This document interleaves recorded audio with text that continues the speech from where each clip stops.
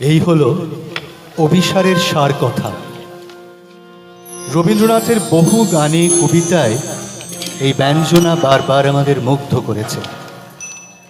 রবীন্দ্রনাথের নিজের জীবনে ঝড় ঝাপটা বিয়োগ যন্ত্রণা আঘাত হেনেছে বারবার, কিন্তু কোন মন্ত্র বলে প্রতিটি আঘাত তার কাছে হয়ে উঠেছিল কল্যাণময়ের আশীর্বাদ। তাঁর চিত্তশুদ্ধি আর আত্মোপলব্ধির এক একটি সোপান। তাই তো তিনি অমন করে বলতে পেরেছিলেন, আরো আঘাত সইবে আমার সইবে।